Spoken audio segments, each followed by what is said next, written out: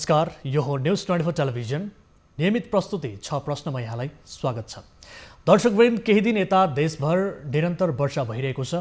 अत्याधिक वर्षासँगै धेरै स्थानमा बाढी पहिरो गइरहेको छ, जसबाट धेरै जनधनको क्षति भएको छ। वर्षायाममा हरेक वर्ष बाढी पहिरोको समस्या खेप्नु नेपालीका लागि नियति जस्तै बनिसकेको छ।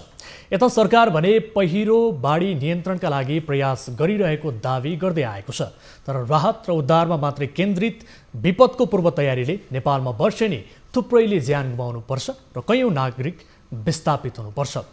प्राकृतिक कारणले मात्र नभई नेपालमा मानवीय कारणले समेत पहिरोले ठूलो विपद निम्त्याएको यथार्थ हामी सामु छ। आजको 6 प्रश्नमा हामी यी र यस्तै सन्दर्भमा केन्द्रित हुँदैछौँ र कुराकानीका लागि हाम्रो स्टुडियोमा उपस्थित हुनुहुन्छ भूगर्भशास्त्री प्राध्यापक डाक्टर तारानिधि भट्टराई। उहाँसँग हामी यी र यस्तै सन्दर्भमा केन्द्रित रहेर कुराकानी गर्दैछौँ। सर, स्वागत छ यहाँलाई कार्यक्रममा। धेरै धेरै धन्यवाद। अब मैले प्रारम्भमै बताएँ, विशेष गरी बाढी पहिरो भन्ने कुरा चाहिँ नेपालीका लागि नियति नै बनिसक्यो। वर्षेनी बाढी पहिरोले ठुलो धनको क्षति हुने गरेको छ र यसको कारण भनेको प्राकृतिक कारण पनि छ, मानवीय कारणहरू पनि छ। मैले प्रारम्भमै जोडेँ, यहाँले चाहिँ के भन्नुहुन्छ यसमा? हजुर, धन्यवाद। राम्रो प्रश्नबाट सुरुवात गर्नुभयो। यो बाढी पहिरोबाट पीडित जनसमुदाय चाहिँ हामी नेपाली मात्रै चाहिँ होइन, संसारका धेरै देशहरू जहाँ पहाड छन्, पहाड भएका ठाउँहरूमा बाढी पहिरो, खास गरेर पहिरोको समस्याहरू छ। र एउटा के कुरो बुझ्नु पर्यो भनेदेखि हामी मानव जातिहरू पृथ्वीमा आउनुभन्दा अगाडि पनि पहिरोको समस्या थियो। त्यो समस्या भनेर भन्नु हुँदैन। पहिरो एउटा प्राकृतिक प्रक्रिया हो जो मान्छेहरू पृथ्वीमा आउनुभन्दा अगाडिदेखि नै थियो। र त्यो पहिरो किन भइरहेको छ भन्दाखेरि पृथ्वीको सतह कतै उचालिने, कतै भासिने, कतै कोल्टो पर्ने प्रक्रिया चाहिँ निरन्तर रूपमा चलिराखेकै हुन्छ। त्यो हामीले सजिलैसँग हाम्रो आँखाले देख्दैनौँ। हाम्रो जीवनकाल चाहिँ एकदम छोटो छ त्यो सबै कुरा हेर्नका लागि। तर यो प्रक्रिया भइराख्ने भएको हुनाले जब उचालिने प्रक्रिया सुरु हुन्छ र निकै उचालिसकेपछि अब हामीहरू कोण भन्छौँ, पहाड कति भिरालो छ भन्ने कुरो हो। त्यो भिरालोमा आधारित भइसकेपछि एउटा बिन्दुमा पुगेपछि प्राकृतिक रूपमै त्यहाँ पहिरो जान्छ। त्यसैले मैले यहाँलाई के भन्न चाहेँ भने प्राकृतिक रूपमा जाने पहिरोलाई हामीले स्वीकार्नुपर्छ। कुन बेलासम्म स्वीकार्नुपर्छ भने जबसम्म यसले हामीलाई गम्भीर ठुलो समस्या ल्याएको छैन भनेदेखि त्यसलाई नचलाउँ। त्यो प्राकृतिक कुरो हो, प्राकृतिक तरिकाले नै यो आफै समाधान भएर जान्छ। त्यो एउटा महत्त्वपूर्ण कुरा हो। अर्को कुरो चाहिँ यहाँले भनेको कुरो पनि अहिले पछिल्लो समयमा सत्य भएको छ। जस्तो अघि मैले भने प्राकृतिक रूपमा नै कतिपय ठाउँहरूमा पृथ्वीको सतह उचालिने स्थिति छ। त्यो उचालिने क्रममा त्यो सतहको कोल्टोपन कति डिग्रीको छ भन्ने कुरो महत्त्वपूर्ण कुरो हो। र अहिले हामीले के गरिदियौँ भनेदेखि मानिलिनुहोस् पृथ्वीको सतह चाहिँ यो 25 डिग्रीको थियो, त्यो शान्त थियो, मिलेरै बसेको थियो, सन्तुलित थियो। अब हामीले बाटो बनाउने भएर जब यसलाई चट्ट काट्छौँ, मेरो हातमा यहाँ यो हेरे जस्तो चट्ट काटेपछि अहिलेको 25 डिग्रीको कोण अब यहाँ 90 डिग्री भइदियो। अब यो 90 डिग्री भएपछि यतापट्टिबाट सल्ल बगेर पहिरो जान्छ। यो कुरो चाहिँ मानवीय अज्ञानताका कारणले पनि भयो। बाटो बनाउँदैमा पहिरो जान्छ भने चाहिँ फेरि पनि होइन। बाटो बनाउँदाखेरि पहिरो नजाने तरिकाले बाटो बनाउन सकिन्छ, प्रविधि छ, त्यो विधा जान्ने मान्छेहरू छन्, हाम्रै विश्वविद्यालयमा पढाइ हुन्छ। तर त्यसको प्रयोग गर्ने या नगर्ने भन्ने अहिलेका अगाडि हाम्रा ठुलो। तर अहिले भने विशेष गरी जताततै असारे विकासका नाममा डोजर चलाइदिने, डोजर आतङ्क मचाइदिने, जग्गाहरू खण्डीकरण गरिदिने, यस किसिमले पनि नेपालमा पछिल्लो समय विकास निर्माणका कामहरू अगाडि बढिरहेका छन्। यसले कतिको टेवा दिइरहेछ पहिरोलाई? यो पनि एकदम महत्त्वपूर्ण कुरा हो। तर यसलाई पनि हामीले बुझ्नु नितान्त जरुरी छ। कतिपय प्रसङ्गमा म के भनेको सुन्छु भने यो डोजर आतङ्कका कारणले अथवा बाटो खनेका कारणले, जथाभावी बाटो खनेका कारणले पहिरो गयो भन्ने कुरो छ। त्यसमा छलफल गर्न सकिन्छ। तर अहिले के कुरो बुझ्नु पर्यो भने सर्वसाधारण मान्छेलाई बाटोको आवश्यकता चाहिँ छ। किनभने उसको उत्पादनलाई बजारसम्म ल्याउनका लागि पनि बाटोको आवश्यकता छ, स्वास्थ्य सुविधाको लागि पनि बाटोको आवश्यकता छ, व्यापार व्यवसाय गर्नलाई पनि बाटो छ। त्यसैले बाटो त बनाउनु नै पर्यो। या त डोजर प्रयोग गरेर बनाऊ, या मान्छे प्रयोग गरेर बनाऊ, अथवा राज्यसँग जे साधन सुविधा छ त्यो गरेर बनाऊ, त्यसमा आपत्तिको प्रश्न होइन। तर प्रश्न यो अहिले के चाहिँ सबभन्दा ठुलो समस्या भएको हो भन्ने कुरो चाहिँ म यहाँलाई बताइदिन्छु। हजुर। फेरि पनि अगाडि यो पहाडको भिरालोलाई सम्झनुहोस्। यहाँले मैले हातले देखाएँ चाहिँ आकाशबाट परेको पानी यहाँबाट सलललल बगेर तल खोल्सामा गइराखेको थियो। हजुर। अब तपाईँले यहाँ बाटो खनिदिनु भयो, मैले हात राखेँ चाहिँ बाटोको। अब हेर्नुहोस् त यहाँबाट आएको सबै पानी बाटामा गयो, बाटो त कुल्टो परे आउँछ। अब बाटामा खोलो बग्छ, सबै पानी त बाटामा आयो नि त। बाटामा पानी बग्छ र बाटाको किनारमा त्यो पानीलाई व्यवस्थित गरेर बग्नको लागि ढलको आवश्यकता छ। आज बाटो खनिन्छ भने आजै बाटाको किनारमा त्यो ढल बनाइहाल्नुपर्छ। त्यो ढल नबनाएको हुनाले त्यसरी बाटाको पानी केन्द्रीकृत हुँदै जाँदाखेरि कैयौँ मानिसहरूको घर सुवा भएर गएको छ, कैयौँ मान्छेको खेतयोग्य जग्गा पहिराले लगेको छ र प्रत्यक्ष रूपले बाटो खनेको भनियो तर सत्य चाहिँ के हो त भन्दा पानीलाई व्यवस्थापन नगरिएको हो। पानीलाई व्यवस्थापन गरेको थियो भने यो यत्रो ठुलो समस्या हुने थिएन। त्यसैले म यहाँ मार्फत सबै सम्बन्धित साथीहरूलाई के अनुरोध गर्न चाहन्छु भने बाटो नखनौँ होइन, खनौँ, तर बाटोको किनारामा पानीको व्यवस्थापन गर्ने, बाटामा आएको पानीलाई एकै ठाउँ भेला पारेर जुन ढल बनाउँछौँ त्यो व्यवस्थित ढल कहाँ लगेर खसाउने हो, कसरी व्यवस्थित हुन्छ, त्यो विधामा काम गर्ने इन्जिनियर साथीहरू, प्राविधिक साथीहरूसँग सल्लाह गरेर यो काम गर्ने हो भने आधा समस्या आफै सकिन्छ। अब कतिपय ठाउँमा विशेष गरी अब यहाँले जुन बताउनु भयो अलिकति अब जोखिमयुक्त क्षेत्रहरू पहिचान हुन नसकेका कारणले पनि हो कि अथवा सरकारले जोखिमयुक्त क्षेत्रहरूको पहिचान गर्न नसकेका कारणले यस किसिमका सडकहरू बन्ने, विकास निर्माणका कामहरू अगाडि बढ्ने, यस विषयमा अलिकति अध्ययन कम भएको हो? यसमा कस्तो एउटा म महत्त्वपूर्ण कुरो यहाँलाई बताइदिन्छु। हजुर। एकदम राम्रो कुरा गर्नुभयो। म कुनै एउटा गाउँमा गएको थिएँ, यो पहिरोसँग सम्बन्धित यो राष्ट्रिय पुनर्निर्माण प्राधिकरणले पहिरोको जोखिममा भएको बस्तीहरूलाई चाहिँ हजुर त्यो बस्तीलाई सुरक्षित ठाउँमा स्थानान्तरण गर्ने कार्यक्रम छ र यदि सुरक्षित ठाउँमा घर बनाउनलाई उसँग जग्गा रहेनछ भने प्राधिकरणले आफै जग्गा किनेर घर बनाउने पैसा पनि दिन्छ। यो नेपालको इतिहासमै अत्यन्त ठुलो र महत्त्वपूर्ण कार्यक्रम हो। यति राम्रो कार्यक्रम हुँदाहुँदै केही मानिसहरू सर्न मानेनन्। पहिरोको जोखिममा बसेको मान्छे सर्न मानेन। अनि त्यहाँ म पनि गएको थिएँ उहाँहरूसँग कुराकानी गर्न, तपाईँहरूले सर्नु राम्रो हुन्छ, यो एकदम जोखिमयुक्त ठाउँ हो भन्ने कुरा गर्दाखेरि उहाँहरूले तर्क सुन्नुहुन्छ तर उहाँहरू एउटै मात्रै कुरो गर्नुहुन्छ, हामी त यो आफ्नो जन्मेको थाकथल हो, हामी छोड्दैनौँ भन्नुहुन्छ। हजुर। र त्यसको पछाडिको कारण के छ भन्ने कुरो म एक दिन गएको मान्छेले कुरा गरेर बुझ्ने कुरो भएन। हजुर। त्यो त त्यहाँभित्रको समाजको संरचना, त्यहाँ थुप्रै विज्ञान लुकेको हुन्छ क्या। र त्यो मानिसहरूलाई सम्झाउनलाई चाहिँ स्थानीय निकायका पदाधिकारीहरू जो जननिर्वाचित हुनुहुन्छ र उहाँहरूलाई प्रयोग गरेर उहाँहरूले विज्ञानमा आधारित भएर सहयोग गर्नुपर्ने थियो। तर मैले के देखेँ भने यो अलिकति अज्ञानता बढी भएको जस्तो लाग्यो। मैले के देखेँ भने आफ्नो भोट हिसाब गरेर मात्रै उहाँहरूले काम गर्नुहुँदो रहेछ। हजुर।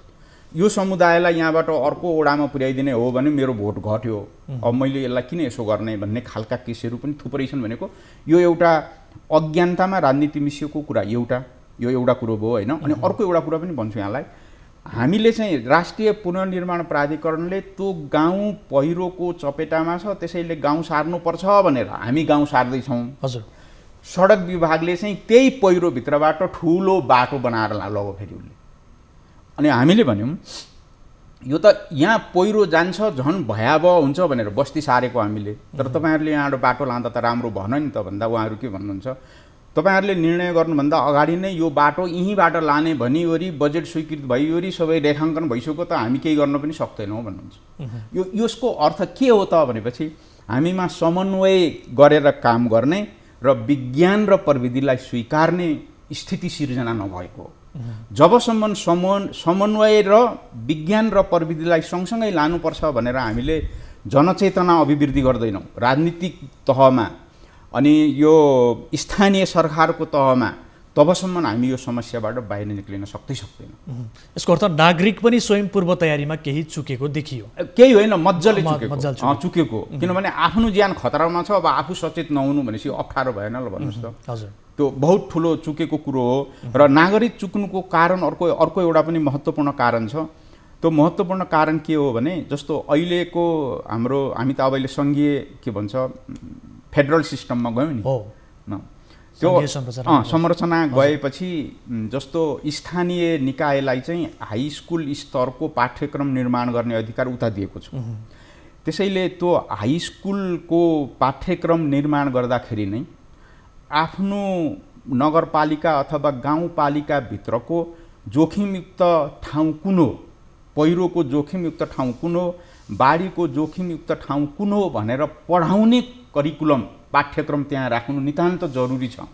र ती पढ्ने भाइ बहिनीहरूलाई एक्सकर्सन भन्छौँ नि हामी, एक्सकर्सनको रूपमा लगेर देखाउनु जरुरी छ। स्कुलमै पढ्दा पढ्दै उनीहरूले यो ठाउँ चाहिँ यस्तो जोखिम हो है भनेर हामीले अहिलेदेखि प्रयास गऱ्यौँ भनेदेखि जब त्यो भाइ बहिनीहरू यो देशका कर्णधार भएर आउँछन् त्यसपछि यो चिजलाई समाधान गर्न सकिन्छ र स्थानीय निकायले यो काम गर्नु एकदम नै महत्त्वपूर्ण जरुरी भएको छ।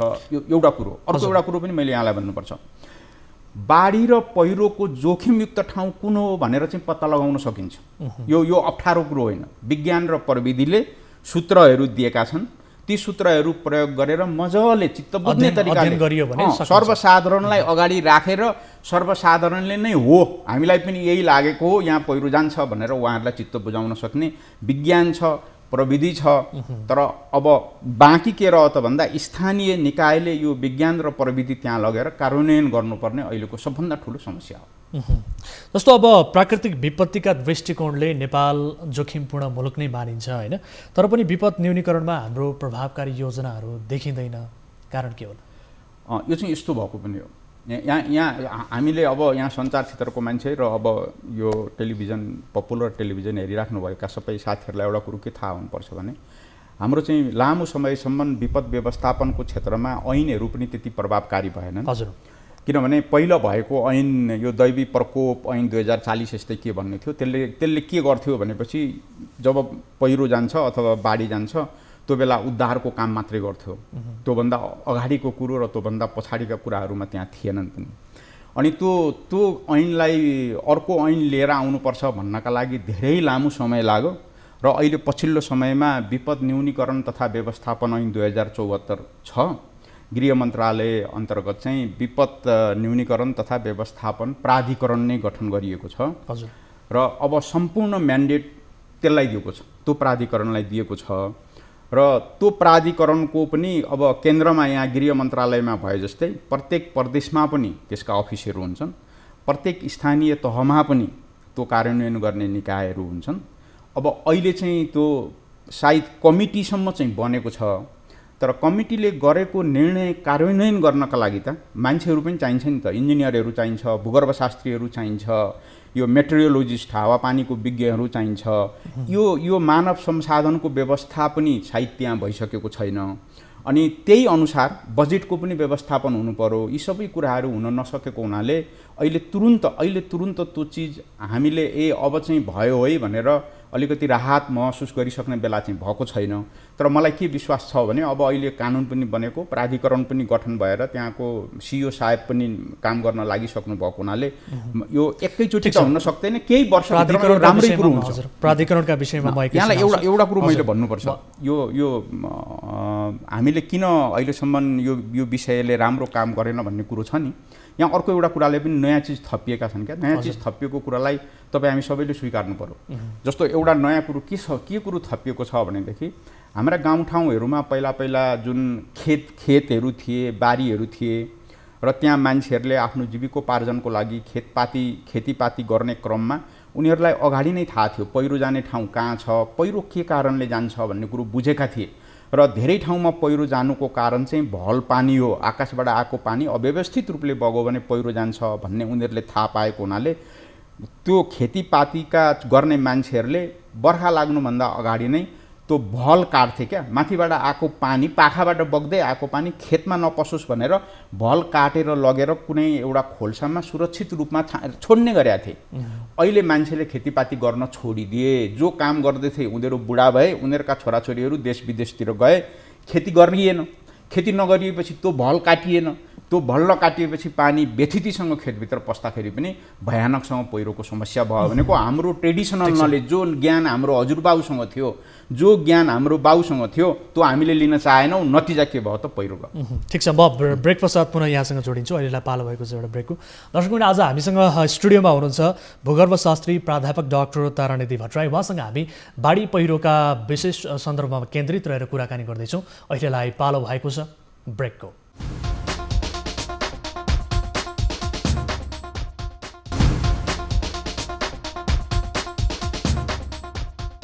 दर्शकवृन्द, ब्रेकपछि पुनः स्वागत छ। कार्यक्रम 6 प्रश्नमा छौँ हामी र 6 प्रश्नमा आज हामीसँग अतिथिको रूपमा हुनुहुन्छ भूगर्भशास्त्री प्राध्यापक डाक्टर तारानिधि भट्टराई। उहाँसँग हामी बाढी पहिरो विशेष गरी पहिरोसँग अझ बढी सम्बन्धित रहेर कुराकानी गरिरहेका छौँ।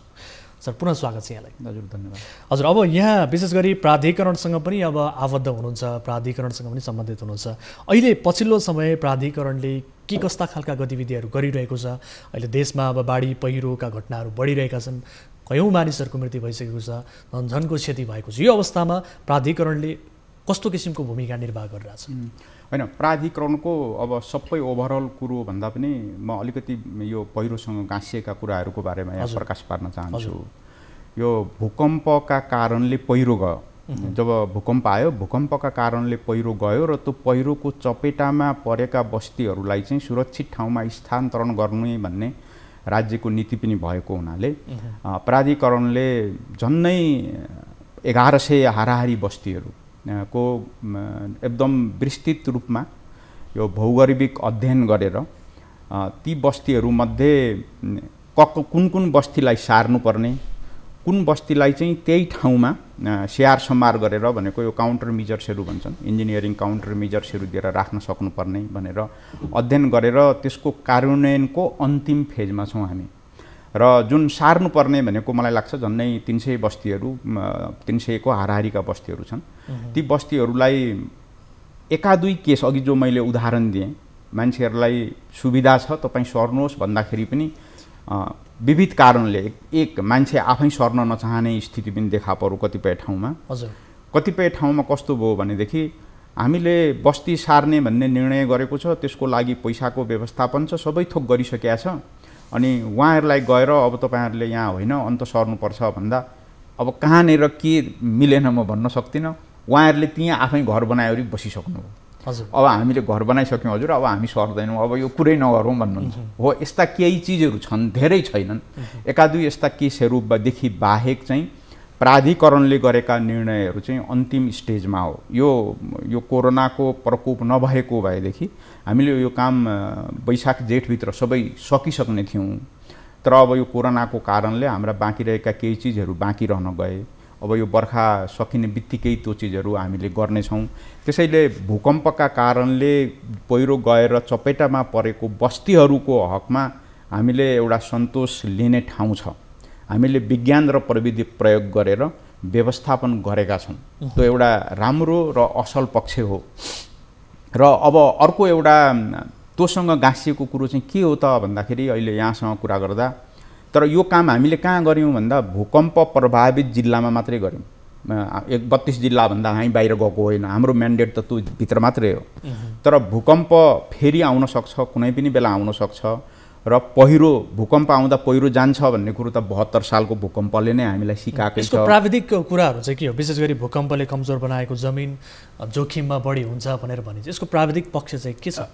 यसको यस्तो प्राविधिक पक्ष कस्तो भने भूकम्प आउँदाखेरि जब जमिन हल्लिन्छ, हजुर, हल्लिने क्रममा जमिनमा चिराहरू पर्छन्, धेरै चिराहरू पर्छन् र त्यो चिराबाट बर्खाको पानी भित्र छिरो हजुर भनेदेखि त्यो पानीभित्र भरिँदै भरिँदै भरिँदै जम्मा हुने क्रममा त्यो पानीले पनि जमिनलाई ठेल्न थाल्छ बाहिरतिर र पहिरो जान्छ।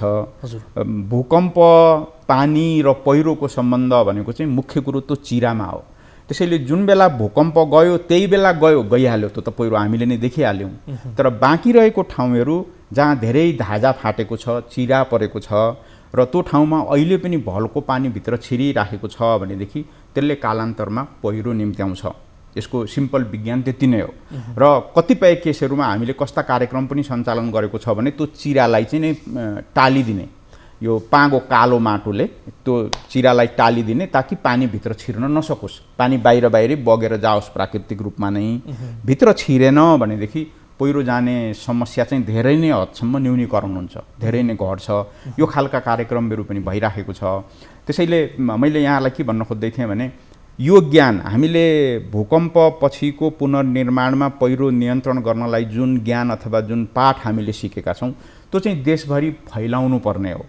र 31 जिल्लाभन्दा बाहिरका जननिर्वाचित प्रतिनिधिहरू, स्थानीय सरकारका प्रतिनिधिहरूले आएर हेरेर अब हामीले भुइँचालो जानुभन्दा अगाडिकै पूर्व तयारीको रूपमा यो काम गर्नुपर्ने रहेछ भनेर उहाँहरूले सिक्नुपर्ने हो। यो चिजमा चाहिँ अब थाहा छैन, स्थानीय प्रतिनिधिहरूको आउने सालहरूको योजनामा परेको पनि हुनसक्छ अथवा नपरेको पनि हुनसक्छ।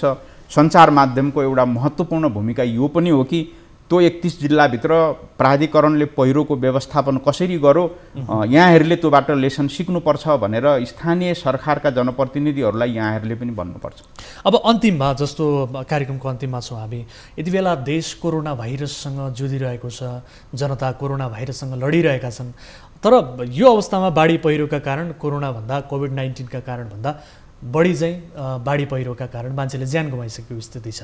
अब यो अवस्थामा यसको क्षतिलाई तत्काल नियन्त्रण गर्नका लागि, कम गर्नका लागि, अझ भनौँ पहिरोबाट हुने क्षतिलाई न्यूनीकरण गर्नका लागि के गर्न जरुरी छ अन्तिममा? हैन, सरकारी पक्षबाट, नागरिक पक्षबाट, समग्रमा? यसको अघि मैले भने पहिरोको नियन्त्रण एकदम नै गाह्रो कुरो होइन। प्रविधि छ, विज्ञान छ, हजुर, यसमा काम गर्न सक्ने मान्छेहरू पनि हुनुहुन्छ। र अब एउटै कुरो के रह्यो त भन्दा स्थानीय सरकार अथवा त्यो पहिरो नियन्त्रण गर्ने जिम्मा जसको छ त्यो सरकारले ती मान्छेहरूलाई प्रयोगमा ल्याउनु पर्यो र बजेटको व्यवस्थापन गर्ने जिम्मा त सरकारको हो, नो डाउट। त्यति चिज भयो भने यसमा समस्या केही पनि छैन। तर हामी सबैले बुझ्नुपर्ने कुरो चाहिँ के रहेछ भने हामी प्राय गरेर सबैले सरकारले यसो गरेन उसो गरेन भन्छौँ होइन। तर हाम्रो पनि दायित्व चाहिँ छ, सर्वसाधारण नागरिकको पनि दायित्व के हो पहिरोको केसमा भने मलाई मेरो बुवाले अथवा हजुरबुवाले अगाडि नै बताइदिएको छ यो ठाउँ पहिरो जान सक्छ, पहिला पहिरो गएको थियो मैले देखेको हो, अहिले रुख बिरुवा भरिएर पहिरो छैन जस्तो देखिन्छ भनेर उहाँहरूले भनेका कुराहरू छन्। त्यो कुरालाई स्वीकारेर यस्तो पहिरोको जोखिम भएको ठाउँमा हामी स्कुल नबनाऊँ, अस्पताल नबनाऊँ, बाटो बनाउनु नै पर्यो भने प्राविधिकको सल्लाह लिएर मात्रै गरौँ, यति मात्रै कुरो गर्न सकिने हो भने धेरै धनजनको सुरक्षा गर्न सकिन्छ। तर हामीले त स्थानीय जनतासँग भएको ज्ञान पनि प्रयोग गरेनौँ अनि विज्ञान र प्रविधिले दिएको नयाँ ज्ञान पनि प्रयोग नगरेर मनखुसी तरिकाले अगाडि बढ्ने हुँदाखेरि समस्या भएको हो। एउटा सानो उदाहरण म यहाँलाई भन्न सक्छु। जस्तो पहाडमा हामी सबै हिँडेकै छौँ, हिँड्दाखेरि बाटामा सानातिना खोल्साहरू देखिन्छ अनि त्यो खोल्साकै छेउमा मान्छे बसिराखेको हुन्छ। कतिपय ठाउँमा त खोल्साको मुखमै बसेको हुन्छ र उसलाई के ज्ञान हुँदैन भने त्यो खोल्सामा अहिले चाहिँ पानी छैन धेर, तर त्यो खोल्सो बनाउनलाई क्या त्यो खोल्सोको गहिराई र चौडाइ तपाईँले हेर्नुभयो भने विगतमा कुनै बेला यहाँ घनघोर वर्षा भएर त्यो पानी बग्दाखेरि बनेको हो यो खोल्सो र यस्तै पानी फेरि पर्ने हो भने यो छेउछाउमा बसेका बस्तीहरूलाई बगाएर लान्छ भन्ने कुरो त हामीलाई अरूले सिकाइदिनै पर्दैन नि। यो त हाम्रो जनचेतनाले हामीसँग भित्र भएको आफ्नै स्वविवेकले नै देखिने कुरो हो नि। हजुर, यति काम सहित गर्न नसकेर हामीले धेरैको ज्यान त्यत्तिकै खेर फालेका छौँ भनेपछि यो कुराको लागि सबै नै मिल्नु पर्यो, जनचेतनाको लागि सरकार पनि मिल्नु पर्यो, तपाईँ हामी जस्तो सचेत नागरिक पनि मिल्नु पर्यो।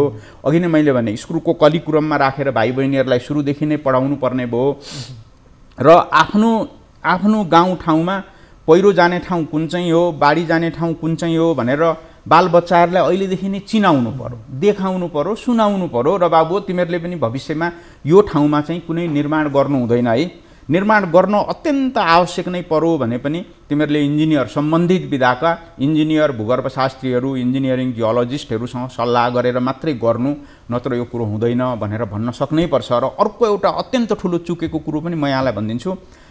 अब अहिले सम्भवतः नगरपालिकाको स्वीकृति नलिकन घर बनाउन पाइँदैन। त्यो नगरपालिकाको स्वीकृति दिने अफिसरले त्यो घर जहाँ बनाएको छ त्यो बाढी जाने ठाउँमा छ भने त स्वीकृति दिनु भएन नि। त्यो घर जहाँ छ पहिरो जाने ठाउँमा छ भने त उसले पनि स्वीकृति दिनु भएन नि। त्यसैले उसलाई निर्णय गर्नका लागि उसलाई सहयोग चाहिने, हेल्पिङ ह्यान्ड, त्यो भूगर्भशास्त्री चाहिने, इन्जिनियरिङ जियोलोजिस्ट चाहिने अथवा मेटेरियोलोजिस्ट चाहिने, जसले यो विधाको कुरो जान्दछ, राख्नु पर्यो नि त उसले। अनि सर्वसाधारण मान्छेको ज्यान बचाउनु पर्यो। यो चिज चुकेको छ। अहिले नगरपालिकाले यो कुरो हेर्दै नहेरिकन चाहिँ नि कागज हेरेको भरमा स्वीकृति दिन्छ। नतिजा हामीले देखेका छौँ, सबै घरहरू चाहिँ नि बाढी र पहिरोको चपेटामा भएर बेहाल भएको स्थिति छ। हुन्छ, यो महत्त्वपूर्ण जानकारी, महत्त्वपूर्ण समयका लागि यहाँलाई धेरै धेरै धन्यवाद। Thank you so much for your time. होइन वीरेन्द्रजी, धेरै धेरै धन्यवाद। मैले आफ्नो विधाको कुरो सुनाउन पाएँ, बहुत खुसी लाग्यो। आशा गरौँ अब आउने दिनहरूमा यो प्रकोप घट्नेछ। दर्शकवृन्द, उहाँ हुनुहुन्थ्यो भूगर्भशास्त्री प्राध्यापक डाक्टर तारानिधि भट्टराई।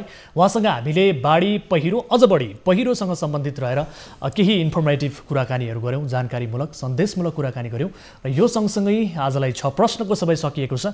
हामी निरन्तर न्युज र अपडेटमा छौँ। नमस्ते।